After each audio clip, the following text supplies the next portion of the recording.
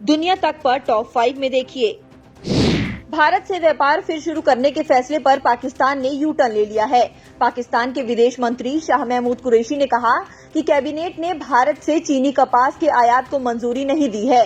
दरअसल पाकिस्तान की economic coordination committee ने बुधवार को भारत से आयात करने को हरी झंडी दे दी थी, लेकिन अब पाकिस्तान के विदेश मंत्री शाह महमूद कुरैशी ने कहा है कि फिलहाल भारत के साथ संबंध सामान्य होना मुमकिन नहीं है। रॉयटर्स के मुताबिक शाह महमूद कुरैशी ने कैबिनेट की बैठक के बाद कहा कि प्रधानमंत्री इमरान खान सहित पाकिस्तानी मंत्रिमंडल की आम राय है कि भारत जब तक कश्मीर को लेकर 5 अगस्त 2019 के फैसले पर दोबारा विचार नहीं करता, तब तक दोनों देशों के रिश्तों का सामान्य होना मुमकिन नहीं है। रूस के विदेश मंत्री सर्गेई लावरोव अगले हफ्ते 4 और 5 अप्रैल को भारत की यात्रा पर आएंगे। रूस के विदेश मंत्रालय की प्रवक्ता मारिया ने गुरुवार को ये जानकारी दी। रूस के विदेश मंत्रालय की प्रवक्ता ने प्रेस वार्ता में कहा कि 4 और 5 अप्रैल को विदेश मंत्री भारत की सरकारी यात्रा पर आएंगे। इस यात्रा के दौरान वो अपने भारतीय समकक्ष यानी कि एस जयशंकर से वार्ता करेंगे। भारत यात्रा के बाद लावरोव का पाकिस्तान जाने का भी कार्यक्रम है। गौरतलब है कि लावरोव की भारत यात्रा तब हो रही है जब कुछ ही समय पहले भारत के विदेश सचिव ने रूस की यात्रा की थी।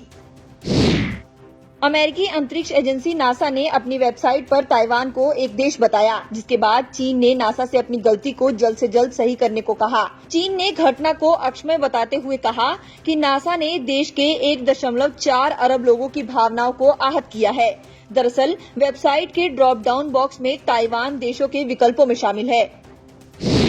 पाकिस्तान की एक अदालत ने वीडियो साझा करने वाले लोकप्रिय चीनी एप्लीकेशन टिकटॉक पर लगे प्रतिबंध को हटा दिया है।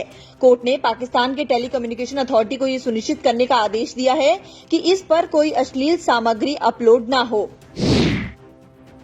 WHO का कहना है कि कोरोना वायरस के लिए चमगादड़ पेंगोलिन जिम्मेदार हो सकते हैं, लेकिन इस बारे में अभी कुछ भी ठीक नहीं कहा जा सकता।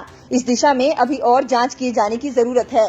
अब भारत ने WHO के इस मामले में पूरा समर्थन किया है, जिसमें चीन की ओर से कोविड-19 पर शुरुआती रॉ डेटा शेयर करने में आनाकानी और देरी पर चिंता जताते हुए कहा गया है कि उसे भविष्य में इस दिशा में होने वाली जांचों को लेकर कंप्लीट ओरिजिनल डेटा और सैंपल तक निर्धारित समय के अंदर हासिल करने की उम्मीद है।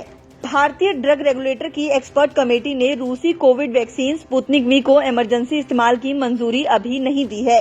एक सीनियर अधिकारी ने बताया कि कमेटी ने इस वैक्सीन के बारे में और डेटा की मांग की है। बता दें कि स्पुतनिक वी का फेज 2 ट्रायल भारत में 1500 लोगों पर हुआ था। अभी इसका तीसरे फेज का ट्रायल चल रहा है।